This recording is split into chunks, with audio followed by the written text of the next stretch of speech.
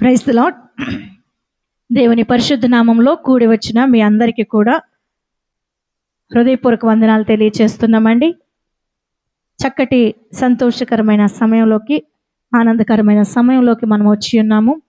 దేవుని వాక్యము మనలను స్పర్శించేది, దేవుని వాక్యము మనలను దర్శించేది, దేవుని వాక్యము మనలను జీవింపచేసేది, దేవుని వాక్యం మనలను స్థిరపరిచేది. కాబట్టి దేవుని వాక్యం ద్వారా మనము బలపడదాము. ఇక్కడ మాట్లాడేది దేవుని మాటలు. దేవుడే మీతో నాతో మాట్లాడినట్లుగా మనం వేచి ఉందాం. ఎందుకంటే ఆయన మాటలో శక్తి ఉంది, ఆయన మాటలో జీవం ఉంది, ఆయన మాట శక్తివంతమైనది, బలము కలిగినది. కాబట్టి దేవుని స్తుతిద్దాము, దేవుని మహింపరుద్దామండి. మరి 139వ కీర్తన 14వ వచనాన్ని 139వ కీర్తన 14వ వచనము చదువుకుని మనము కార్యక్రమాన్ని ప్రారంభించుకుందాం, లేక వాక్య పరిచర్యలోకి మనం ముందుకు వెళ్దామండి. 139వ కీర్తన 14వ వచనము.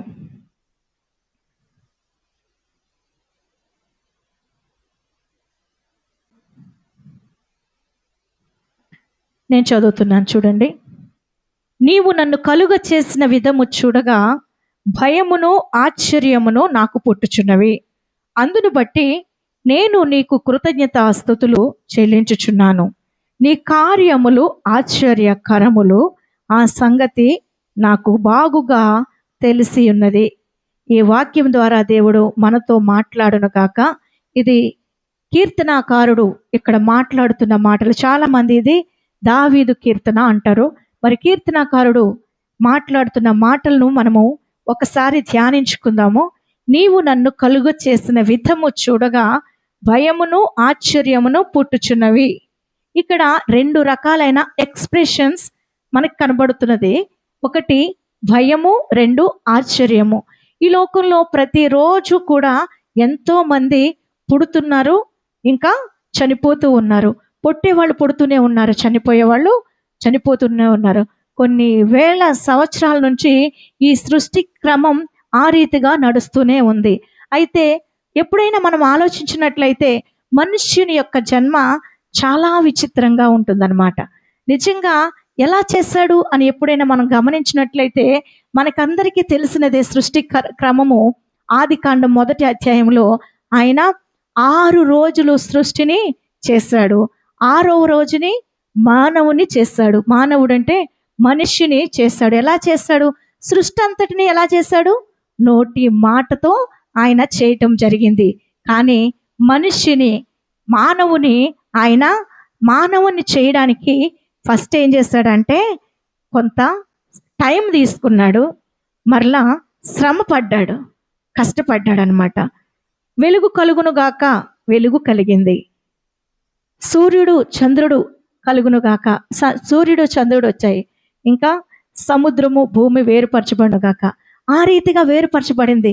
మాటతోటే అన్ని జరిగిపోయాయి. కానీ చివరిగా మానవుని చేసిన సృష్టి అంతటి మీద ఒక ఏలికను చేయడానికి, ఆయన మానవుని చేయడానికి ఆయన మొట్టమొదటిగా ఫస్ట్ సమయం తీసుకున్నాడు, ప్రత్యేక శ్రద్ధ తీసుకున్నాడు. తన చేతితో చేశాడనమాట. తన చేతితో చేయడానికి ఫస్ట్ కొంత మట్టి తీసుకున్నాడు. ఆ మట్టిని దానికి ఒక రూపాన్ని ఇచ్చాడనమాట. ఆ రూపం ఎలాగివ్వాలి, ఎలా చేయాలి అనుకున్న దేవుడు తన స్వరూపములో, తన స్వరూపం అంటే తనున్నట్టుగానే తన స్వరూపంలో తన పోలిక చొప్పున ఆయన గుణగణాలతో మనకి ఒక రూపాన్ని ఏర్పాటు చేశాడు దేవుడు. దానికి ఆయన కొంత శ్రమించాడు, ఇంకా ప్రత్యేకమైన శ్రద్ధ తీసుకున్నాడు. ఆషామాషిగా చేసేయలేదు, ఎంతో శ్రద్ధ తీసుకున్నాడు. నువ్వు అందంగా కనబడాలని, ఆయన రూపం ఎలా ఉందో నువ్వు అలాగే ఉండాలని, ఆయన పోలికలో మనల్ని చేశాడని మరి ఆదికాండము 2వ అధ్యాయము 7వ వచనంలో చూస్తాం. చేసిన దేవుడు బొమ్మగా ఉన్న మనల్ని అలాగే వదిలేయలేదు. మట్టితో చేసిన ఆ ప్రాణం లేని ఒక ఆకారానికి ఆయన ప్రాణం పోసాడు. ఎక్కడిది ఆ ప్రాణం? తన ప్రాణం, తన జీవాన్ని ఊదాడనమాట. జీవాన్ని ఊదాడు.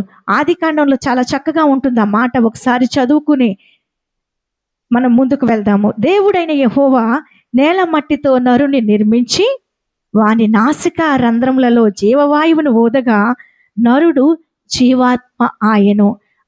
దేవుడైన యెహోవా, దేవుడు నేల మంటితో నరుని నిర్మించాడనమాట. నిర్మించిన తర్వాత అలాగే విడిచిపెట్టేది. వాని నాసిక రంధ్రములో జీవవాయువును ఊదినప్పుడు నరుడు జీవాత్మాయను, జీవించువాడుగా అయ్యాడనమాట. జీవించువాడుగా అవగానే ఏంటంటే ఆయన జీవాన్ని మనకు శ్వాసగా అందించాడు. నిజంగా మన యొక్క మానవ నిర్మాణాన్ని మనం చూసినట్లయితే, మరి కీర్తనకారుడు అంటాడు 8వ అధ్యాయం మనం ఒకసారి చూసినట్లయితే 8వ కీర్తన ఒకసారి చూద్దామండి. దేవుని కంటే కొంచెం తక్కువ అనిగా నీవు వాణ్ణి చేసి ఉన్నావు. ఒకసారి చూద్దాం, చూడండి 8వ కీర్తన 3వ వచనం నుంచి చదువుదాము, మంచిగా అర్థమవుతుందండి. నీ చేతి పని అయిన నీ ఆకాశములను నీవు కలుగజేసిన చంద్ర నక్షత్రములను నేను చూడగా, నీవు మనుష్యుని జ్ఞాపకం చేసుకున్నటకు వాడేపాటివాడు, నీవు నరపుత్రుని దర్శించుటకు వాడేపాటివాడు. దేవుని కంటే వానిని కొంచెము తక్కువ వానిగా చేసి ఉన్నావు. మహిమ ప్రభావములతో వానికి కిరీటము ధరింప చేసి ఉన్నావు. చూసారండి ఎంత గొప్ప ఆధిక్యతను దేవుడు మానవునికి ఇచ్చాడో ఇక్కడ చాలా స్పష్టంగా కనబడుతుంది. ఆయన నిర్మించడమే కాదు, నిర్మించిన దేవుడు తన ప్రాణవాయువుని లేక తన జీవాత్మను, తన శ్వాసను మనకు జీవముగా అందించాడు. అందించడం అంతనే కాదు, దేవుని కంటే కొంచెమే తక్కువ అంట. అంతేకాకుండా మహిమ ప్రభావములతో వానికి కిరీటము ధరింపచేసి ఉన్నాడు. ఆయన మహిమతో మనిషిని కప్పాడు ఇక్కడ దేవుడు. అంతేకాకుండా ఏం చెప్పాడు, ఆ సమస్త సృష్టిని ఏలండి అన్నాడు అనమాట.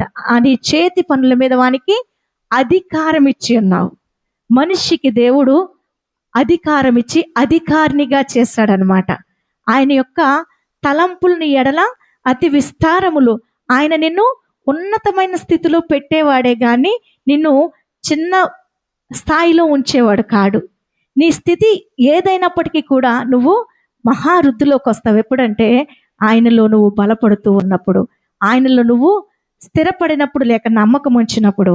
ఇంకా మనం గమనించినట్లయితే నీ చేతి పనులన్నిటి మీద అధికారం ఇచ్చడమే కాకుండా ఇంకా సమస్త జీవుల మీద కూడా అధికారం ఇచ్చి వాటిని ఏలు అని దేవుడు మరి మానవునికి, ఆది మానవునికి అధికారాన్ని ఇచ్చి ఉన్నాడు అనమాట. మనం ఎప్పుడైనా గమనించినట్లయితే your a masterpiece of God, నువ్వు దేవుని యొక్క ఒక మాస్టర్ పీస్ అనమాట. నీలాగా మరొకరు లేరు ఆయనకి, నాలా మరొకరు లేరు ఆయనకి. నేనే, నువ్వే ఆయనకి. ఎందుకంటే చాలా మంది పరిశోధన చేసి చెప్పిన మాట ఏంటంటే, ఈ ప్రపంచంలో ఏ ఒక్కరి ఫింగర్ ప్రింట్ అంట వేరొకరితో మ్యాచ్ అవ్వదంట. ఫింగర్ ప్రింట్ వేరే ఎవరితో కూడా మ్యాచ్ అవ్వదు. రూపాలు పోలికలు కలుగుతాయేమో కానీ ఈ ఫింగర్ ప్రింట్ మాత్రం ఎప్పటికీ మ్యాచ్ అవ్వదంట. ఇంకోటి ఏంటంటే, మన యొక్క ఐబాల్ ఏమైతే ఉంటుందో ఆ ఐబాల్ కూడా వేరే ఎవరితో కూడా మ్యాచ్ అవ్వదంట. అది నీకు ప్రత్యేకం అన్నమాట. అది నీదే, నీ ఫింగర్ ప్రింట్ నీకే ఉంటుందన్నమాట. అంటే నువ్వు దేవుని దృష్టికి చాలా ప్రత్యేకమైన దానవు, చాలా ప్రత్యేకమైన వాడవు అనమాట. ఎంతో శ్రద్ధ తీసుకుని ఆయన నిన్ను నిర్మించాడు. అందుకే కీర్తనకారుడు మనం చదువుకున్న మూల వాక్యము, నీవు నన్ను కలుగజేసిన విధము చూడగా నాకు భయము ఆశ్చర్యము కలుగుచున్నవి. నిజంగా దేవుడు రూపించిన మానవుడిలో జరిగే మార్పులు కానీ లేక జరిగే పనులు మనం చూసినట్లయితే చాలా ఆశ్చర్యంగా ఉంటాయి, చాలా అద్భుతంగా ఉంటుంది.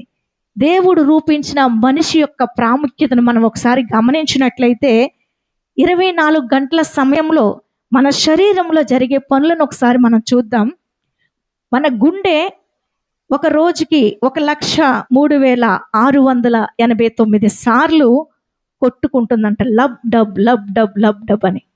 ఒక్కసారి కాదు, అది ఒక్క 24 గంటల వ్యవధిలో మన గుండె కొట్టుకునే రేట్ ఎట్లా ఉంటుందంటే 1,03,689 సార్లు కొట్టుకుంటుందట. అలాగే మన రక్తం పంప్ చేయబడుతుంది 16,86,00,000 మైళ్ళు ప్రయాణం చేస్తుందంట. అన్నిసార్లు ఒకవేళ గనక లెక్క గడితే 16,86,00,000 మైళ్ళు అన్నిసార్లు అంత వేగంగా మనలో రక్తం ప్రవహిస్తుందన్నమాట. ప్రయాణం చేస్తుంది కేవలం 24 గంటల వ్యవధిలో. అలాగే మనము గాలి ఒక్క రోజుకి 23,000 సార్లు మనం గాలి పీల్చుకుంటామంట. మనం ఎప్పుడు గమనించము, ఎవరం కూడా పట్టించుకోము. ఇవన్నీ కూడా చక్కగా అనాలిసిస్ చేసి చెప్పిన మాటలు. అలాగే మనము ఒక్క రోజుకి 209 క్వార్టర్ల లిక్విడ్ అంటే వాటర్ కానీ, జ్యూస్ కానీ, టీ కానీ, కాఫీ కానీ మనం తీసుకుంటాం. అలాగే మనము రోజుకి 25,000 మాటలు మాట్లాడతాం. ఎప్పుడైనా లెక్క పెట్టుకున్నామా మనము రోజుకి ఎన్నిసార్లు మాట్లాడుతున్నామో? ఒక మనిషి సగటున రోజుకి మాట్లాడే మాటలు 25,000 మాటలు. అలాగే మన శరీరంలో ఉన్న కండరాలు 750 కండరాలు త్రిప్పి పనిచేస్తాయంట. ఈ కాలు కదిపినా, చెయ్యి కదిపినా, నడిచినా, మాట్లాడిన ప్రతిదీ కూడా మన 750 కండరాలు పనిచేస్తాయంట రోజు మొత్తంలో. మన మెదడులో రోజుకి 70 లక్షల కణాలు పనిచేస్తాయంట. రోజుకి 70 లక్షల కణాలు మన మెదడులో పనిచేస్తాయి. మన కంటి రెప్పలు రోజుకి 20,000 సార్లు మనం మూసి తెరుస్తాము. ఎప్పుడు లెక్క పెట్టుకోలేదు కదా, కానీ ఇది సత్యం. అలాగే మనకి రకరకాల థాట్స్ వస్తాయి. రోజుకి 10,000 థాట్స్ వస్తాయంట ఒక్క రోజుకి. అలాగే మనం గుట్టకలు మింగుతాం కదా, రోజుకి 2,000 గుట్టకలు మనం మింగుతామంట. అది నీరు తాగినప్పుడు, అన్నం తిన్నప్పుడు, ఎప్పుడైనా కానీ రోజు మొత్తంలో 2,000 గుట్టకలు మనం మింగుతాము. తెలుసా, ఈ గోళ్ళు ప్రతిరోజు మనకు పెరుగుతాయంట.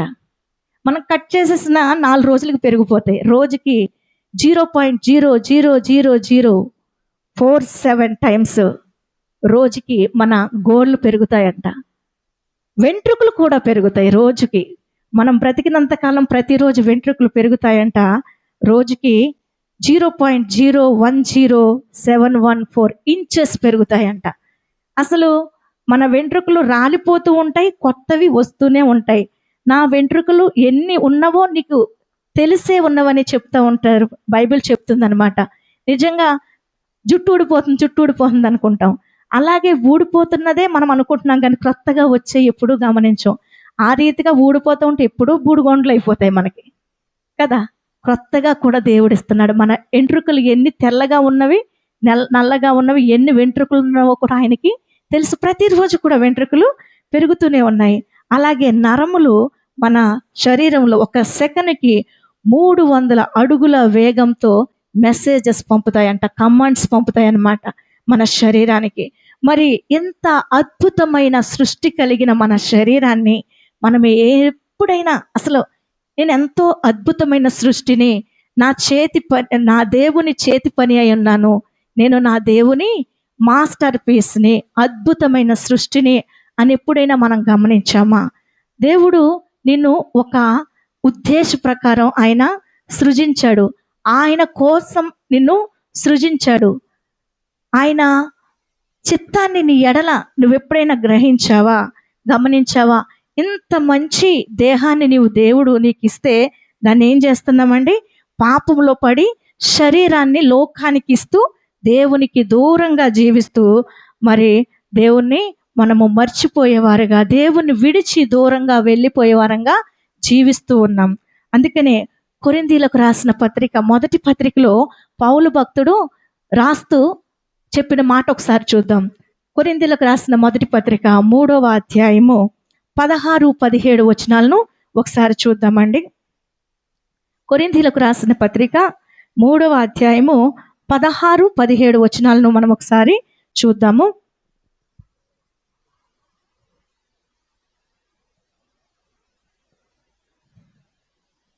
తీసిన వారు చదవండి దయచేసి. 3వ అధ్యాయము 16-17 వచనాలండి. మీరు దేవుని ఆలయమై ఉన్నారనియు దేవుని ఆత్మ మీలో నివసించుచున్నాడనియు మీరెరుగరా? ఎవడైనను దేవుని ఆలయమును పాడు చేసిన ఎడల దేవుడు వానిని పాడు చేయును. దేవుని ఆలయము పరిశుద్ధమై ఉన్నది, మీరు ఆ ఆలయమై ఉన్నారు. ఇక్కడ చూసారా, ఇంత అద్భుతమైన సృష్టిగా దేవుడు నిన్ను చేశాడు, తన స్వరూపంలో చేశాడు, తన పోలికలో నిన్ను సృజించిన దేవునికి నీ ఎడల ఒక చిత్తము, ఒక ప్రణాళిక ఉంది. నీలో నివసించాలని, నిన్ను తనకు ఆలయముగా చేసుకోవాలని, నీవు పరిశుద్ధంగా ఉండాలన్నది దేవుని యొక్క అభిలాష. అయితే ఆయన పరిశుద్ధుడు కాబట్టి మనం కూడా పరిశుద్ధులుగా ఉండమని పిలుపునిస్తున్నాడు. అంతేకాకుండా అక్కడ ఏమంటున్నాడంటే, ఎవడైనను దేవుని ఆలయాన్ని అంటే శరీరాన్ని, ఇది నా శరీరం కదా, నా ఇష్టం అని పాడు చేసుకుంటేనంట దేవుడు వానిని పాడు చేస్తాడు. ఎందుకంటే ఈ శరీరం మనది కాదు, విలువ పెట్టి కొనబడింది. అది కూడా చూద్దామా? కొరింథీయులకు రాసిన పత్రిక 6వ అధ్యాయము 19-20 వచనాలు చూద్దాం. చూడండి, కొరింథీయులకు రాసిన మొదటి పత్రిక 6వ అధ్యాయము 19-20 వచనాలు చూద్దాం. మీ దేహము దేవుని వలన మీకు అనుగ్రహింపబడి మీలో ఉన్న పరిశుద్ధాత్మకు ఆలయమై ఉన్నదని మీరెరుగరా? మీరు మీ సొత్తు కాదు. ఎవరండి? ఇది నా శరీరం, నా చెయ్యి, నా ఇష్టం అని యవనస్తులు చాలా రకరకాలుగా వింత పోకడలకు పోతున్నారనమాట. ఇష్టానుసారంగా ఎట్లా అంటే చైన్ స్మోకర్స్గా, ఇంకా డ్రంకర్స్గా, విచ్చలవిడిగా తమ యొక్క జీవితాలను నాశనం చేసుకుంటున్నారు. ఇది దేవుని చేత మీకు అనుగ్రహింపబడిన దేహము. ఈ దేహంతో మీరు చెడు జరిగించకూడదు. దేవునికి ఆలయమైన దేహాన్ని పాపానికి చోటు ఇవ్వనివ్వకూడదు. మీ దేహము దేవుని వలన మీకు అనుగ్రహింపబడింది. అంతేకాకుండా మీరు విలువ పెట్టి కొనబడిన వారు. ఏంటండి ఆ విలువ? ఎంత విలువ పెట్టి కొన్నాడండి యేసయ్య నిన్ను నన్ను? ఎంత విలువ పెట్టి కొన్నాడు? ఎప్పుడైనా ఆలోచించామా? చెప్పండి. యేసయ్య నీకెంత ఖరీదు కట్టాడు? నీకెంత విలువ పెట్టాడు? ఆయన రక్తాన్ని, ఆయన ప్రాణాన్ని నీకు వెలగా చెల్లించాడు. ఆయన ప్రాణం ఇచ్చేసి నిన్ను కొనుక్కున్నాడు ఆయన. నువ్వు ఆయన సొత్తువి. ఇంకా నీ మీద నీకు ఎలాంటి అధికారం లేదు నీ ఇష్టానుసారంగా చేయడానికి. ఆయన బిడ్డవు కాబట్టి, ఆయన పరిశుద్ధుడు కాబట్టి నీవు కూడా పరిశుద్ధంగానే ఉండాలి. నీ తలంపులు, నీ ఆలోచనలు, నీ మాటలు, నీ చేతలు, ప్రతిదీ కూడా you are the representative of God. నిన్ను చూడగానే ఈయన దేవుని సంబంధి, యేసుక్రీస్తు బిడ్డ అని నీవు ఆ రీతిగా ప్రతిబింబిస్తున్నావా? దేవుణ్ణి అందరికీ నీలో దేవుని ప్రేమ చూపిస్తున్నావా? లేకపోతే నీవు క్రీస్తు పత్రికగా ఉన్నావా? నిన్ను చూడగానే దైవభక్తి కలిగిన స్త్రీ, దైవభక్తి కలిగిన మనిషి అని అందరికీ అనిపిస్తుందా? ఎప్పుడైనా మనం అనుకున్నామా? ఒక ఊర్లో ఒక తల్లి కొడుకు మాత్రమే ఉన్నాడు. ఆ కుమారునికి చిన్నతనంలోనే వాళ్ళ నాన్నగారు చనిపోవడం జరిగింది. తల్లి దైవభక్తి కలిగిన స్త్రీ, ప్రార్థనా పర్రాలు, ఎంతో చక్కగా తన కుమారుణ్ణి పెంచుతూ వస్తుంది. అనేక విషయాలు చెప్తుంది. నాన్న, నువ్వు చెడు సహవాసం చేయొద్దు, మంచిగా చదువుకో, నువ్వు ఇంటికి ఆధారంగా ఉండాలి, బాగా చదువుకోవాలి, ఒక ఉన్నతమైన స్థితిలో ఉండాలిరా, నా శక్తికి మించి కష్టపడి నీకు ఫీజు కట్టి నేను చదివిస్తానురా నాన్న అన్నప్పుడు కొంతకాలం పిల్లోడు మంచిగానే ఉన్నాడు, మాట విన్నాడు. ఆ తర్వాత కాలేజ్కి వచ్చాడు అనమాట. కాలేజ్కి వచ్చిన తర్వాత తను ఏమనుకున్నాడంటే, ఇంకా నేను పెద్దోడిని అయిపోయాను, నాకేంటి అనుకున్నాడు. ఆ పిల్లోడికి ఈ లోకమంతా కూడా రంగులమయంలా కనబడడం మొదలెట్టింది. ఇంకా ప్రతి విషయాన్ని, ఇంతకుముందు ప్రతి విషయం వచ్చి అమ్మతో చెప్పేవాడు, అమ్మతో మాట్లాడేవాడు, ఎప్పుడు చూసినా అమ్మ వెనకే తిరిగేవాడు. కాలేజ్కి వెళ్ళిన తర్వాత అమ్మతో మాట్లాడడం తగ్గించేశాడు. కాలేజ్కి వెళ్ళొచ్చిన తర్వాత అమ్మతో సలహాలు తీసుకోవడం మానేశాడు అనమాట. ఇప్పుడు ఏంటంటే ఎప్పుడు చూసినా బిజీ, ఫోన్లో బిజీ, ఎవరెవరో ఫ్రెండ్స్. నాన్న అని వాళ్ళ అమ్మ పిలిస్తే ఉండమ్మా అంటాడనమాట. అది కాదురా, కాలేజీలో ఏం చెప్పారు? తర్వాత చెప్తాను ఆగమ్మా అని ఫోన్ అట్టుకుని పక్కకెళ్ళి మాట్లాడడం. ఈ రీతిగా తల్లికి దూరం అవుతూ వస్తున్నాడు. తల్లి మాత్రం ప్రార్థన చేస్తూ ఉంది. ఈ క్రమంగా స్నేహం వలన లేకపోతే చెడు స్నేహాల ప్రభావానికి కుమారుడు లోనై సిగరెట్లు కాల్చడం మొదలెట్టాడు. సిగరెట్లతో ఆగలేదు. ఆ తర్వాత తాగుడికి బానిసయ్యాడు. తాగుడుతో ఆగలేదు. గాంజాయికి బానిసయ్యాడు. అంతేకాకుండా డ్రగ్స్కి ఎడిక్ట్ అయిపోయి ఒక డ్రగ్ ఎడిక్ట్గా అయిపోయినప్పుడు ఏమైందో తెలుసా? అతనికి ఉన్నట్టుండి ఒక రోజుని చాలా సీరియస్ అయిపోయాడు అనమాట. కాలేజ్ నుంచి కాల్ వచ్చింది. ఎట్లా అంటే, మీ అబ్బాయి ఉన్నట్టుండి స్పృహ కోల్పోయాడు, ఏమైందో తెలియట్లేదు అన్నప్పుడు వెంటనే తల్లి వెంటనే హుటాహుటిని వెళ్ళిందనమాట. వెళ్ళినప్పుడు అక్కడున్న ఒక ఫ్రెండ్ హెల్ప్ తీసుకుని ఆ పిల్లోడిని తీసుకుని హాస్పిటల్కి వెళ్ళింది తల్లి. హాస్పిటల్లో అన్ని చెకప్స్ చేశారనమాట. అన్ని టెస్టులు చేసిన తర్వాత వాళ్ళు ఏమన్నారంటే, అమ్మ ఈ పిల్లోడు తాగుతాడా? అంతవరకు తల్లికి తెలియదు వాడు తాగుతాడని. ఈ పిల్లోడు సిగరెట్లు కాల్చుతాడా? అంతవరకు తల్లికి తెలియదు. వీడు ఇంజెక్షన్స్ తీసుకుంటాడా? వీడు డ్రగ్ ఎడిక్టా అని అడిగినప్పుడు అంతవరకు తల్లికి తెలియదు. తల్లి గుండె పగిలిపోతుంది ఒక్కో మాట వింటూ ఉంటే. వీడి మీద నేను ఎన్ని ఆశలు పెట్టుకున్నాను, నేను ఎలా పెంచాను, నేను ఎన్ని విలువలు నేర్పించాను, ఇవన్నీ తుంగలో తొక్కేసి వీడు రకరకాల వేషాలు వేశాడు ఆ కాలేజీలోని బాధతో. అయ్యా ఇవేమీ నాకు తెలీదు, నా కుమారుడికి ఏమైందో చెప్పయ్యా అంటే ఆ డాక్టర్ ఏమన్నాడంటే, అమ్మా నీ కుమారుడు ఇష్టానుసారంగా జీవించి ఇష్టానుసారంగా తాగి తిని తన ఆరోగ్యాన్ని పాడు చేసుకున్నాడు. వాడి గుండె బలహీనమైపోయింది, వాడి గుండె వీక్ అయిపోయింది, వీడు కొద్ది రోజుల్లో చనిపోతాడు అని చెప్పారు. తల్లి చాలా బాధపడింది. అయ్యో ఏంటి అన్నది. చాలా బాధపడింది, దుఃఖపడింది. ఇంటికి వచ్చింది. ఆ కుమారుణ్ణి, నాన్న ఎందుకు ఇలా చేసావంటే అసలు ఆన్సర్ ఇవ్వట్లేదు. కానీ ఆ కుమారుడు మాత్రం ఎప్పుడు కూడా వాళ్ళ తల్లి యొక్క కష్టాన్ని గమనించే స్థితిలో ఉన్నాడు. అయితే ఇంటికి వచ్చిన తర్వాత ఆ బాబుని తీసుకొచ్చి అడుగుతుందంట, నాన్న నీకేమైతే ఇష్టమో చెప్పు, అది నేను కొనిపిస్తాను, నీకు తింది కానీ నీకు ఇష్టమైంది నేను చేసి పెడతాను నాన్న. అంతేగాని నువ్వు ఇలా చెడు స్నేహాలకు వెళ్ళొద్దు, ఇలాగా వాళ్ళతో ఫోన్లు ఎక్కువ మాట్లాడొద్దు, నీ ఆరోగ్యాన్ని జాగ్రత్తగా కాపాడుకో అని చెప్పినప్పుడు, నాకేమి కావాలంటే అది ఇస్తావా నువ్వు అని అడిగాడంట.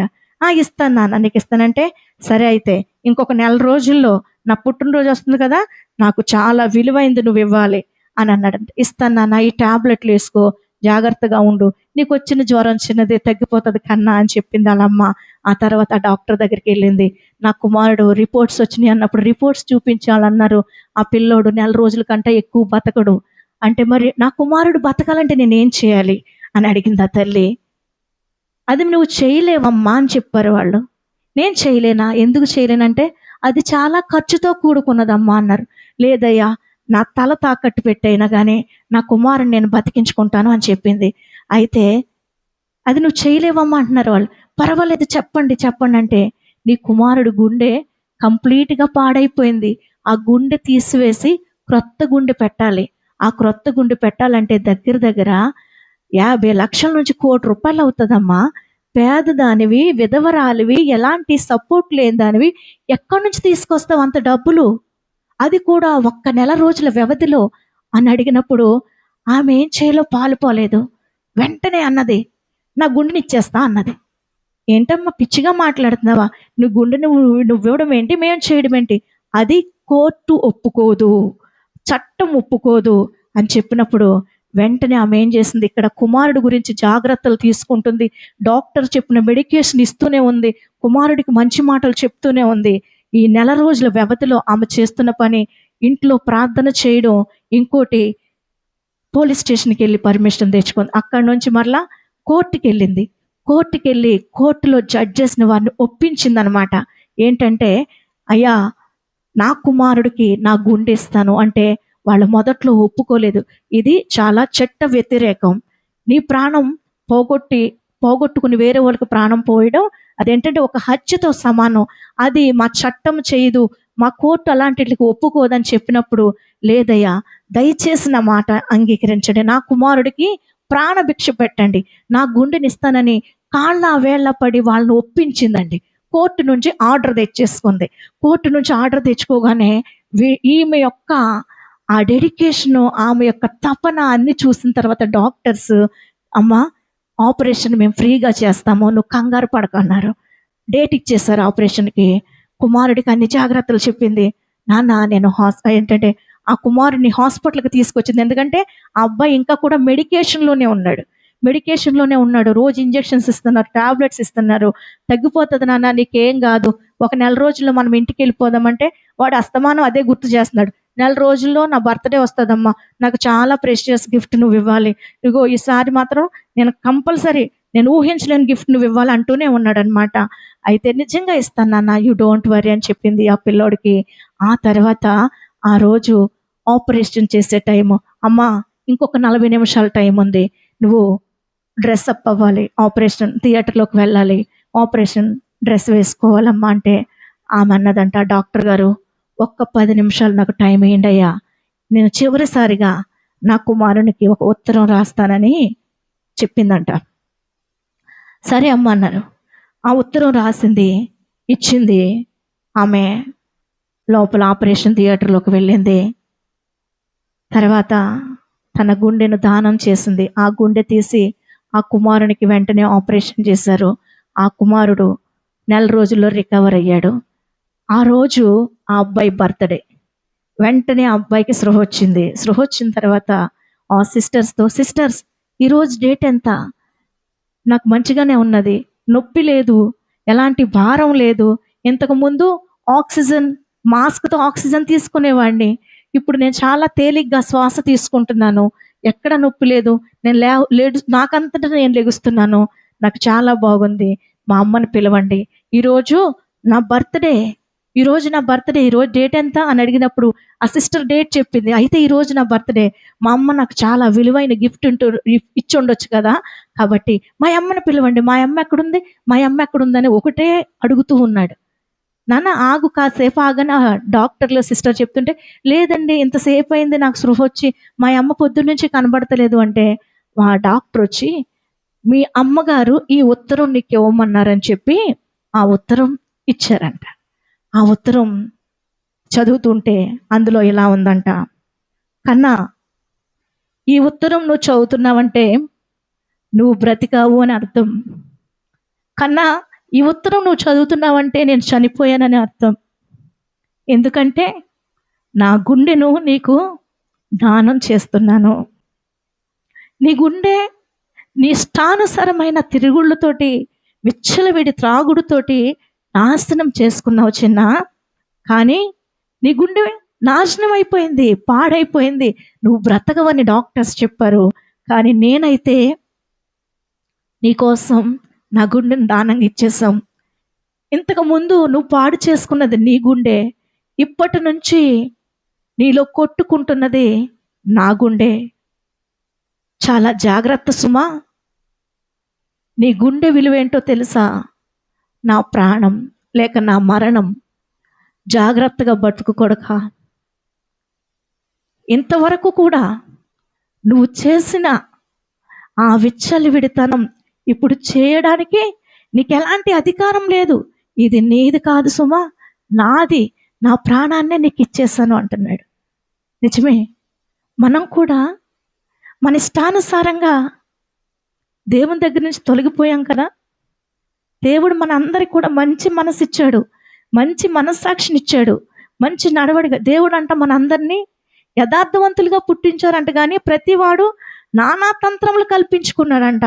ఎదిగే క్రమంలో, కాలేజ్కి వెళ్ళే క్రమంలో విచ్చలవిడితనానికి అలవాటైపోయి, నానావిధ చెడు వ్యసనానికి లోనైపోయి, తల్లిదండ్రుల మాట పెడచెవిని పట్టి నీ ఇష్టానుసారంగా నీ జీవితాన్ని నాశనం చేసుకుంటున్నావేమో. ఆ జీవితం నీదనుకుంటున్నావా? నువ్వు బ్రతికుంటేనే నీకు విలువ. ఒకవేళ నువ్వు చనిపోతే నిన్నేమంటారో తెలుసా? బాడీ వచ్చింది అంటారు నువ్వు చనిపోతే. నువ్వు బ్రతికున్నంత వరకే నీకు ఒక పేరు ఉంటుంది, నువ్వు బ్రతికుంటేనే నేను పేరు పెట్టి పిలుస్తారు.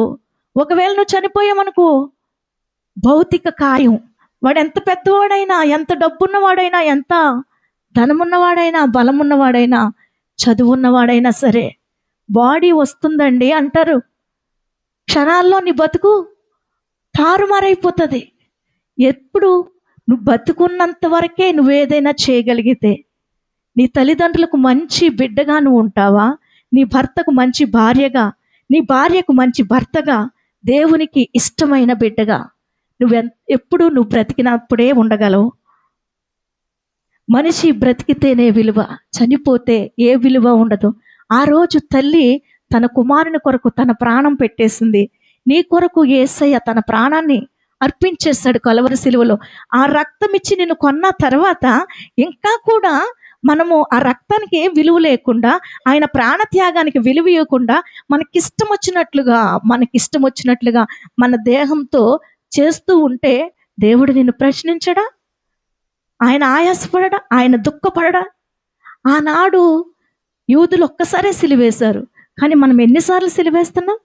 మన అవయవాలు దేవుణ్ణి మహిమపరుస్తున్నాయా? నీ కంటితో నువ్వు ఎలాంటివి చూస్తున్నావు? చాలామంది యవన బిడ్డలు, మరలా చెప్తున్న, చూడకూడని దృశ్యాలు సెల్ ఫోన్లో చూస్తే భయంకరమైన పాపానికి లోనైపోతున్నారు. చూడకూడని దృశ్యాలు చూసి 16 సంవత్సరాల పిల్లోడు తల్లిని చంపేశాడంటే వాడిలో మానవత్వం ఉందా? వాడిలో అసలు అంత కసాయితనం ఎలా వచ్చింది? వాడు అలా చంపడానికంట ఫోన్లో సెర్చ్ చేశాడంట ఎలా చంపాలని. వాడిలో ఏ కొసానైనా మానవత్వం ఉందా? ప్రియుడి మోజులో పడి భర్తను హతమార్చేస్తుంది భార్య. భార్య అడ్డుగా ఉందని భార్యని ముక్కలు చేసి ప్యాకెట్స్లో పట్టి నదిలో పడేస్తున్నారు. ఎలాంటి భయంకరమైన వార్తలు మనం వింటున్నాం?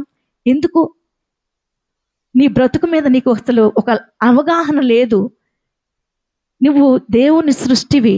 దేవుడు నీ కోసం తన ప్రాణం ఇచ్చి, తన ప్రాణాన్ని బలి చేసి నిన్ను కొనుక్కున్న తర్వాత కూడా నువ్వు ఆయన ప్రేమను ఇంకా ఇంకా తృణీకరిస్తూ ఉంటే ఎన్నాళ్ళు నువ్వు ఇలాగ దేవుని నిర్లక్ష్యం చేస్తావు? మీకు తెలుసా, ఒక మేక చస్తే దాని విలువ 5 నుంచి 7 వేలు ఉంటుంది. ఒక కోడి చస్తే దాని విలువ 200 నుంచి 300 ఉంటుంది. కానీ మనిషి చస్తే ₹1 కూడా పనికిరాడు. కానీ నేను అది ఇది అని గొప్పలు బేరాలు పోతూ ఉంటాడు అనమాట. నాకేంటి అనుకుంటాడు. బ్రతికున్నప్పుడే ఏదైనా చేయగలిగింది. నువ్వు దేవుని సొంత రక్షణగా అంగీకరించి దేవుని కొరకు నిలబడాలంటే నువ్వు బ్రతికినప్పుడు మాత్రమే చేయగలవు. వన్స్ నువ్వు మరణించావంటే దేనికి పనికి రాకుండా పోతావు, విలువ లేకుండా పోతావు. మనకి తెలుసా, ఇంతగా ఎగురి పడుతూ ఉంటాము, ఇంతగా మనము అతిశయపడుతూ ఉంటాం. చనిపోతే మన పరిస్థితి ఏంటి తెలుసా? మన బ్రెయిన్ మనం చనిపోయిన తర్వాత 3 నుంచి 5 నిమిషాలు మాత్రమే పనిచేస్తుంది. 3 నుంచి 5 నిమిషాల్లో మనం చనిపోతే మన బ్రెయిన్ కూడా చనిపోతుంది. మన హార్ట్ 4 నుంచి 6 గంటలు మాత్రమే అది పనికొచ్చేదిగా ఉంటుంది. లివర్ 6 నుంచి 18 గంటలు బ్రతుకుతుంది. అది కూడా ఒక కరెక్ట్ ఐసోలేషన్లో, ఐస్లో పెట్టినప్పుడు. అలాగే మన లంగ్స్ 4 నుంచి 6 గంటలు పనికి వస్తాయట. ప్యాంక్రియాస్ 6 గంటల నుంచి 18 గంటల మాత్రమే అది ఉపయోగపడుతుంది. ఎప్పుడు దాన్ని ఐస్లో పెట్టి కావలసిన దానికి కరెక్ట్గా ఆక్సిజన్ అన్ని అందించినప్పుడు. అలాగే కిడ్నీస్ 24 గంటల నుంచి 36 గంటల వరకు వేరొకరికి అమర్చడానికి ఉపయోగపడతాయి. వాటి యొక్క అంతవరకు యూసేజ్ ఉంటుంది. మన కన్నుగుడ్డు ఏదైతే ఉందో కార్నియా, అది 14 రోజుల వరకు కూడా పనికొచ్చేదిగా ఉంటుంది. దాని కరెక్ట్ పొజిషన్లో ఉంచినప్పుడు. ఆ తర్వాత ఈ స్కిన్, ఈ బోన్స్ కొన్ని రోజుల నుంచి సంవత్సరాల లోపు ఇవి అరిగిపోవడం, నేలలో కలిసిపోవడం జరుగుతాయి. ఇది నీ విలువ. దీన్ని గ్రహించక మనం విర్రవీగుతాం అన్నమాట. దేవుణ్ణి నిర్లక్ష్యం చేస్తాం, పెద్దవాళ్ళ మాట నిర్లక్ష్యం చేస్తాం, మనకిష్టమైన త్రోవకు తొలగిపోతాం. యెషయా గ్రంథంలో అంటాడనమాట, ప్రతివాని గుండె బలహీనమయ్యింది, ప్రతివాడు తనకిష్టమైన త్రోవకు తొలగిపోయాడు అంటాడనమాట. మరి మనం ఏ స్థితిలో ఉన్నాం? ఇంత విలువైన నీ జీవితాన్ని పాపానికి లోనై పాడు చేసుకోవడం కంటే కూడా బ్రతుకున్నప్పుడే ప్రభువుకి సమర్పించుకోవాలి. అందుకే బైబిల్ గ్రంథం సెలవిస్తుంది, ఇదే మిక్కిలి అనుకూల సమయం, నేడే రక్షణ దినము. ఎన్నిసార్లు దేవుని వాక్యం నువ్వు విన్నావు? ఎన్నిసార్లు దేవుడు నీతో మాట్లాడాడు? ఇంకా ఇంకా కూడా నీ హృదయాన్ని ఆయనకి ఇవ్వకుండా నీ ఇష్టానుసారంగానే జీవిస్తావా? నీ హృదయాన్ని ఇష్టానుసారంగా పాడు చేసుకుంటావా? నేను సిగరెట్లు కాల్చట్లేదు, నేను మందు తాగట్లేదు అనుకోవచ్చు చాలామంది. వాటికంటే భయంకరమైన తలంపులు, చెడు తలంపులు, అసలు ఆ మైండ్‌లో ఏం రన్ అవుతుందో కూడా పక్కోడికి కూడా తెలీదు. అంత భయంకరమైన తలంపులతో నేటి యువత ఉన్నది. సమాజం వింత పోకడలకు పోతుంది. కాబట్టి ఒక్కసారి మనల్ని మనం పరీక్షించుకున్నప్పుడు, మనల్ని మనం తరిచి చూసుకున్నప్పుడు, నేను అద్భుతమైన సృష్టిని, నా దేవుని చేతి పని అయ్యున్నాను అని చెప్పడమే కాదు, నిజమే నన్ను కలుగు చేసిన విధము చూడగా భయము, ఆశ్చర్యం పుట్టుచున్నవి. ఎందుకంటే అంత గొప్ప శరీర నిర్మాణాన్ని దేవుడు నీకిచ్చాడు. నీకిచ్చిన తర్వాత ఆయన చెప్తున్న మాట, రోమీలకు రాసిన పత్రిక 12వ అధ్యాయం మొదటి వచనం చూసుకుందామండి. రోమీలకు రాసిన పత్రిక 12వ అధ్యాయము మొదటి వచనం చూసుకుందామా? చదువుదామండి. 12వ అధ్యాయం మొదటి వచనము. కాబట్టి సహోదరులారా, పరిశుద్ధమును దేవునికి అనుకూలమునైన సజీవ యాగముగా మీ శరీరములను ఆయనకు సమర్పించుకొనుడి అని దేవుని వాత్సల్యమును బట్టి మిమ్మల్ని బతిమాలుకొంచున్నాను. ఇట్టి సేవ మీకు యుక్తమైనది. మీకు ఏది యుక్తమైనది? ఈ లోక సంబంధమైన ఆటపాటలు, అల్లరితో కూడిన ఆటపాటలు, లేదంటే మరి రకరకాల కార్యక్రమాలు కాదు. మీ శరీరములను, అది పరిశుద్ధమును దేవునికి అనుకూలముగా సజీవ యాగముగా మీ శరీరములను ఆయనకు సమర్పించుకోవాలి. ఈ కళ్ళు, ఈ నోరు, ఈ కాళ్ళు, చేతులు అన్నీ కూడా ఆయన ఇచ్చినవే. ఆయన సేవకు ఉపయోగించాలన్నమాట. ఏం చేయాలి? ఎలా చేయాలి? ఆయన ఇచ్చిన కళ్ళుతో చక్కగా ప్రతిరోజు బైబిల్ చదువుకోవాలి. చక్కగా ఈ నోరు నీకు ఇచ్చాడు. ప్రతిరోజు పక్షులు లేసి ఉదయాన్నే కూకులాడుతూ దేవుని స్తుతిస్తూ ఉన్నాయి. రాత్రి పడుకోవడానికి ముందు అవి మరలా అదే శబ్దాన్ని చేస్తాయి. మరి దేవుడికి ఇచ్చిన నోటితో నువ్వు రోజుకి ఎన్నిసార్లు దేవుని స్తుతిస్తున్నావు? ఈ నోటితో రకరకాల మాటలు మాట్లాడేస్తాం, చాలా మందితో మాట్లాడతాం.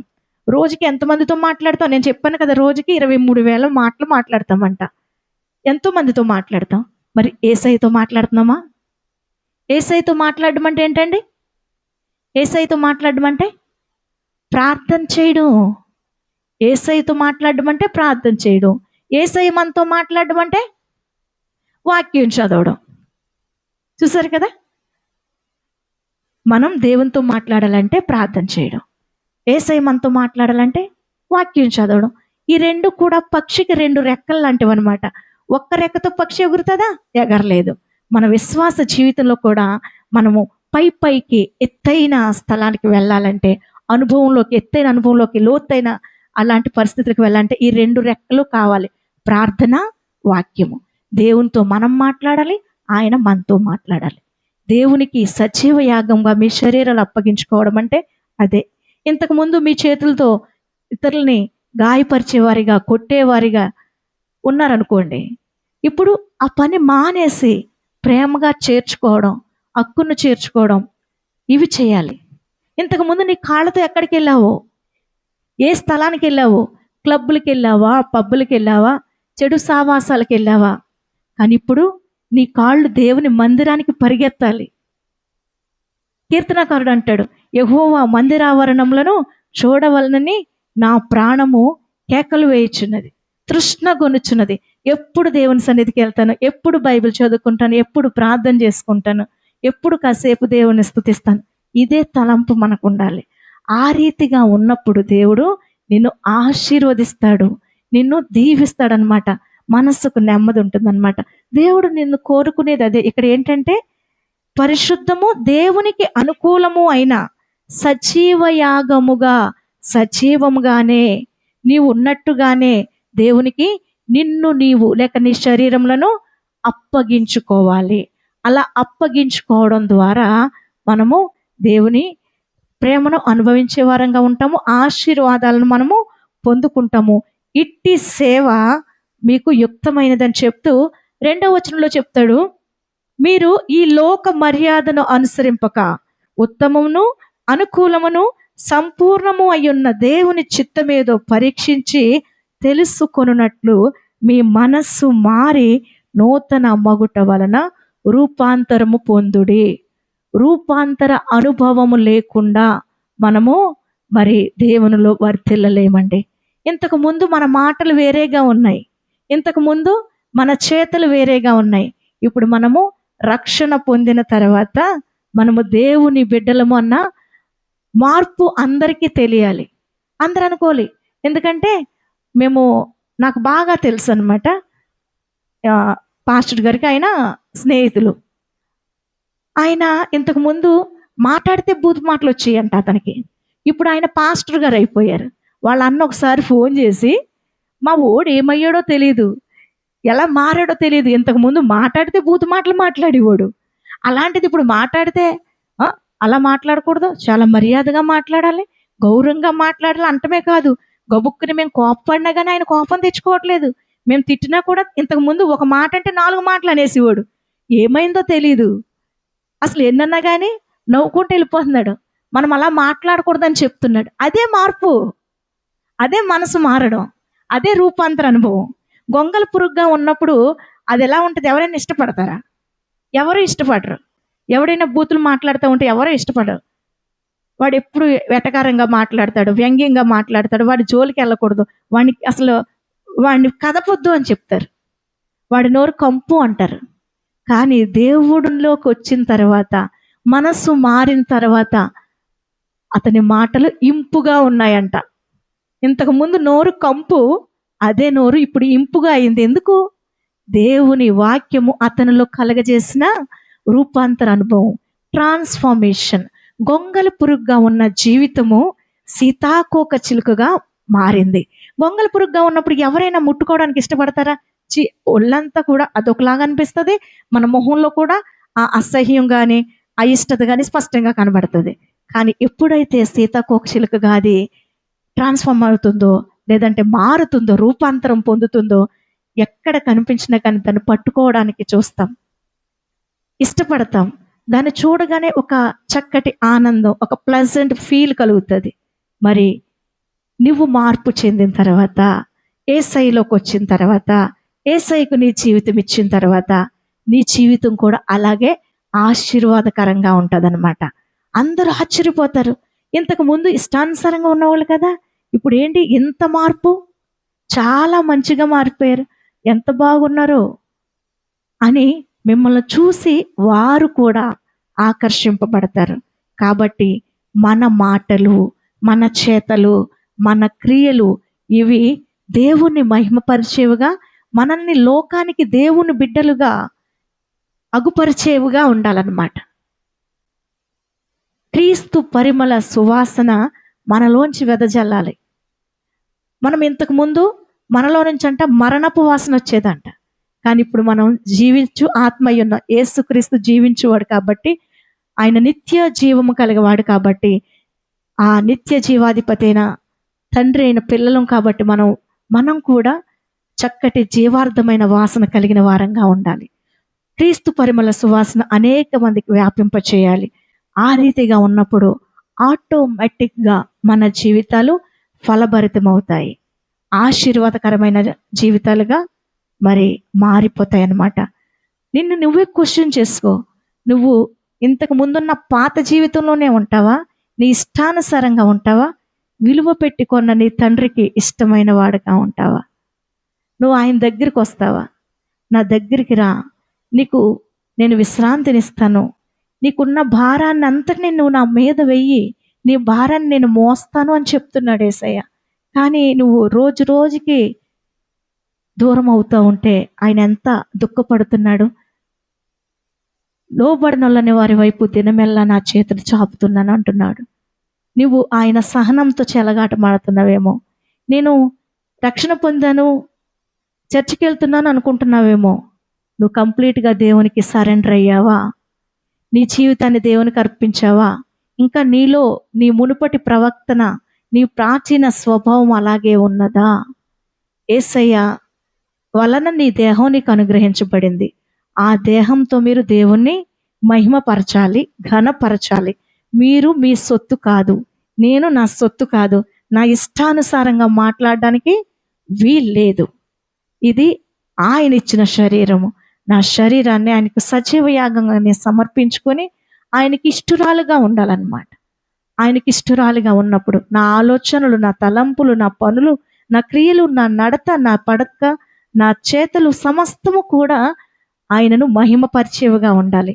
ఆయనకి ఇష్టమైనవిగా ఉన్నప్పుడు ఆటోమేటిక్గా ప్రతి ఒక్కరూ మనల్ని చూస్తున్నారు కదా, అదే గొప్ప ఆశీర్వాదానికి మరి కారణంగా ప్రతి ఒక్కరికి కనబడుతుంది. వీరు సంథింగ్ స్పెషల్ అన్నట్టుగా ఉంటామన్నమాట. అప్పుడు నీ యొక్క ప్రత్యేకత బయటపడుతుంది. నువ్వు నిజంగా ఆయనకు ప్రత్యేకమైన దానవు, ప్రత్యేకమైన వాడవన్నమాట. కాబట్టి ఆ రీతిగా దేవుని మహింపరచుదాము, మన జీవితాలను దేవునికి సమర్పించుకుందాము. ఆయనకు నచ్చిన రీతిగా ఆయన మనస్సు ఎరిగి నడుచుకుందాము. ఆయన మనలను మెచ్చే వారంగా మనం ఉందాము. దేవుని కృప మనందరికీ తోడైండును గాక. ప్రార్థన చేద్దామండి. కళ్ళు మూసుకోండి.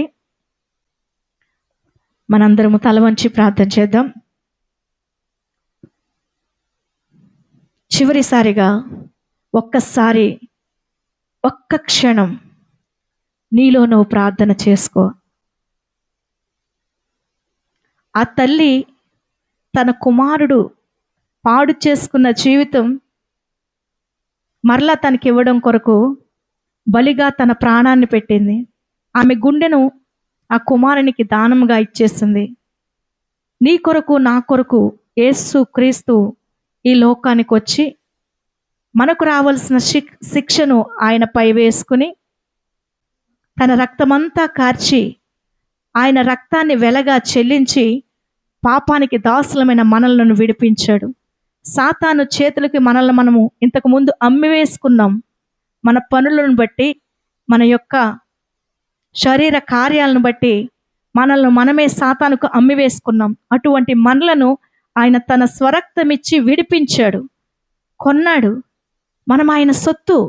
ఇంకా కూడా మన పాపంలోనే నిలిచి ఉందామా? ఆయనకు దూరంగా ఉందామా? నీవు నీ సొత్తు కాదు, విలువ పెట్టి కొనబడిన దానవు, విలువ పెట్టి కొనబడిన వాడవు. కాబట్టి ఈ శరీరము ఆయన కొరకు సజీవ యాగంగా, పరిశుద్ధంగా, అనుకూలమైన దాన్ని అనుసరించవలసిన వారంగా ఉన్నాము.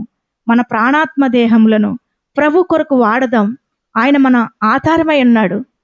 మన కొరకు తన ప్రాణాన్ని అర్పించాడే. మరి ఆయన కొరకు ఆయన మనల నుంచి కోరుకునేది విధేయత, ఆయనకు లోబడి జీవించడం, మన మనస్సు ఆయనకి ఇవ్వడం. నీ హృదయం యేసయ్యకి ఇచ్చావా? నీ హృదయం యేసయ్యకి ఇచ్చావా? నీ హృదయంలో ఆయన ఉన్నాడా? నీ దేహం దేవుని ఆలయమని, ఆ ఆలయంలో ఆయన ఉన్నాడని మీరు ఎరుగురా అంటున్నాడు. నీ దేహపు ఆలయంలో యేసయ్య ఉన్నాడా? ఒకవేళ యేసయ్య ఉంటే చెడ్డ మాటలు నువ్వు మాట్లాడవు, చూడకూడని దృశ్యాలు నువ్వు చూడవు, చెడ్డ తలంపులు నీకు రావు. అవిధేయత, మూర్ఖత్వం, ఎదురు తిరిగే స్వభావం నీలో ఉండదు. అలా ఉన్నావంటే యేసయ్య నీలో లేడేమో. ఈరోజు ఆయన కోసం నీ హృదయం ఇస్తావా? నీలోన తాను నివసింపగోరి దినమెల్ల చేజాచెను. నీలోన తాను నివసింపగోరి దినమెల్ల చేజాచెను. హృదయంపు తలుపు తెరువంగలేవా, యేసు ప్రవేశింపను. హృదయం తలుపు తెరువంగలేవా, యేసు ప్రవేశింపను. నీ జీవితములో గమ్యంబు ఏదో ఒకసారి యోచింపవా. ఈనాడు నీవు ప్రభు యేసు కొరకు నీ హృదయం అర్పించవా. నీ జీవిత జీవితములో గమ్యంబు ఏదో ఒకసారి యోచింపవా.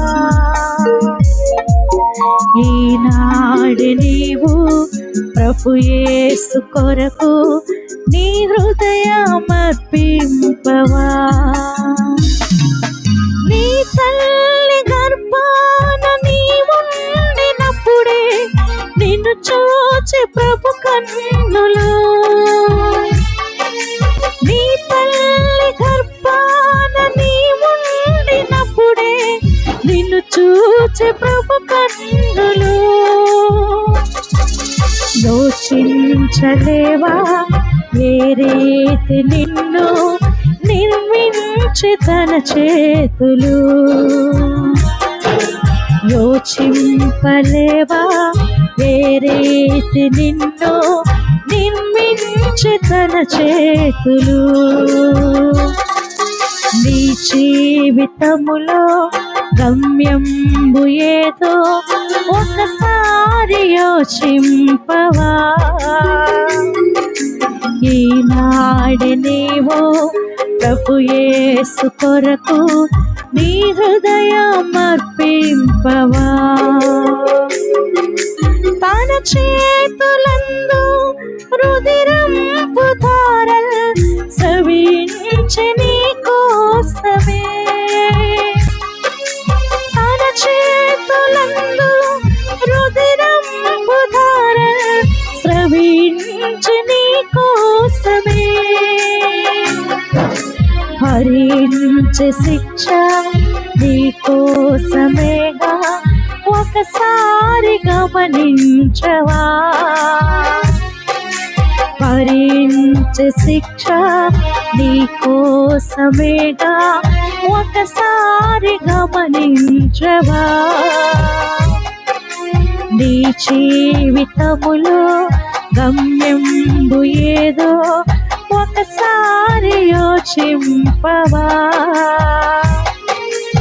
ఈనాడు నీవు ప్రభు యేసు కొరకు నీ హృదయమర్పింపవా. ప్రభు యేసు నిన్ను సంధించునట్టి సమయంబు ఈనాడుగా.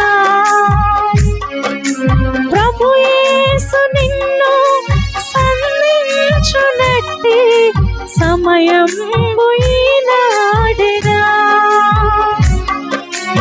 ఈ చోట నుండి ప్రభు యేసు లేక పోబోకుమో సోదరా. ఈ చోట నుండి ప్రభు యేసు లేక పోబోకుమా సోదరి. నీ జీవితములో గమ్యంబు ఏదో ఒకసారి యోచింపవా. ఈనాడు నీవు ప్రభు యేసు కొరకు నీ హృదయమర్పింపవా. నీ జీవితములో గమ్యంబు ఏదో ఒకసారి యోచింపవా.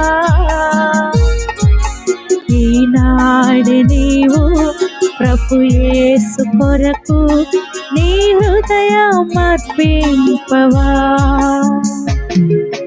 నీ హృదయమర్పింపవా. నిజమే,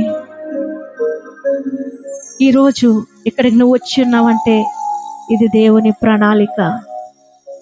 ప్రభు యేసు లేక నీ హృదయాన్ని దేవునికి అర్పించకుండా ఈ స్థలం నుంచి దయచేసి వెళ్ళొద్దు.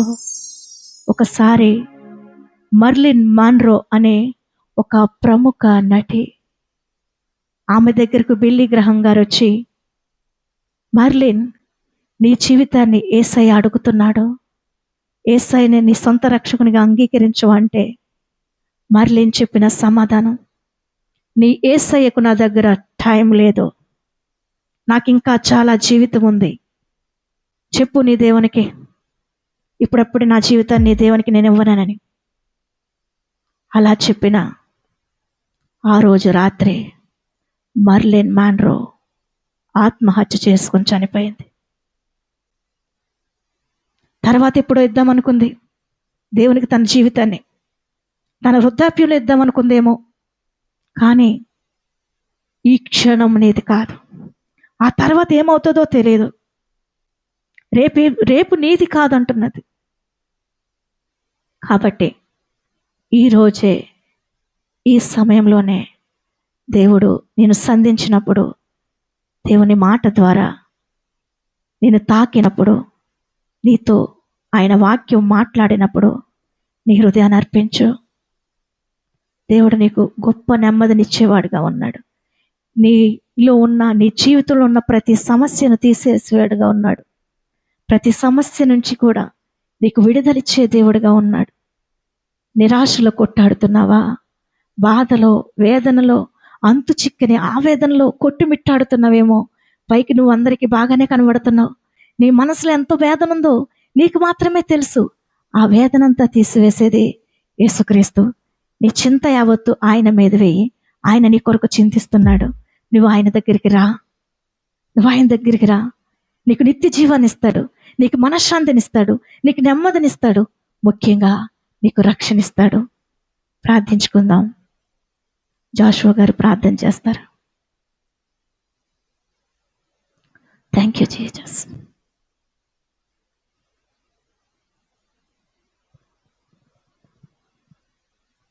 ప్రార్థన చేసుకుందామండి. ప్రేమగల తండ్రి, కృపగల దేవ, నీ యొక్క నామానికి వందనాలు, స్తోత్రాలు చెల్లించుకుంటున్నాం ప్రభా. ఆశ్చర్యకరుడా, నీకు వందనాలు చెల్లించుకుంటున్నాం తండ్రి. బలమైన దేవ, నీకు వందనాలు. సర్వంతర్యామి, నీకు వందనాలు. సృష్టికర్తమైన దేవ, నీకు వందనాలు. ఒక ప్రభా, నీ చేతితో మమ్మల్ని నిర్మించుకున్న దేవుడు తండ్రి ప్రభా. నీకు ఊపిరిని మాలో ఊపి జీవాత్మగా మార్చిన దేవుడు తండ్రి ప్రభా, నీకు వందనాలు. మరింతవరకు వినిన వాక్యాన్ని బట్టి నీకు వందనాలు చెల్లించుకుంటున్నావు తండ్రి ప్రభా. ఎన్నో కోట్ల విలువైన అవయవాలు మాకు ఇచ్చి ఉన్నావు తండ్రి ప్రభా. అటువంటి దేహమును నీ యొక్క ఆలయముగా మమ్మల్ని చేసి ఉన్నావు తండ్రి ప్రభా. మరి ఆ యొక్క ఆలయమును మేము పరిశుద్ధంగా చూసుకునే వరంగా ఉంటాకు సహాయం దయచేయమని అడుగుచున్నావు తండ్రి ప్రభా. నీ యొక్క కృపలో జీవించేలా సహాయం దయచేయమని అడుగుచున్నావు తండ్రి ప్రభా. వినిన వాక్యం వృధా కాకుండా తండ్రి ప్రభా ఫలింప చేయమని అడుగుచున్నాం. యేసయ్యా, నీకు వందనాలు చెల్లించుకుంటున్నాం. మరి ఎవరెవరైతే ఇంకా చెడు వ్యసనాలకు బానిసైతే ఉన్నారో తండ్రి ప్రభా, వారందరూ కూడా ప్రభా నీ యొక్క సన్నిధానంలో నిన్ను అడిగి తండ్రి ప్రభా నీ యొక్క మంచి హృదయాన్ని పొందుకునేలా సహాయం దయచేయమని అడుగుచున్నాం. నీకే వందనాలు చెల్లించుకుంటున్నాం తండ్రి ప్రభా. నిన్ను అంగీకరించే భాగ్యాన్ని దయచేయమని అడుగుచున్నాం తండ్రి ప్రభా. నిన్ను సొంత రక్షణగా అంగీకరించి తండ్రి ప్రభా ఆ హృదయాన్ని కాపాడుకొని నీ యొక్క ఆలయంగా మార్చి తండ్రి ప్రభా ఎల్లవేళలా ఎల్లప్పుడూ తండ్రి ప్రభా నిన్ను స్తుతిస్తూ తండ్రి ప్రభా నీలో ఆనందించే కృపను దయచేయమని అడుగుచున్నాం ప్రభా. నీకు వందనాలు చేయించుకుంటున్నాం. ఇక్కడ ఉన్న ప్రతి ఒక్కరిని బట్టి నీకు వందనాలు చేయించుకుంటున్నాం తండ్రి ప్రభా.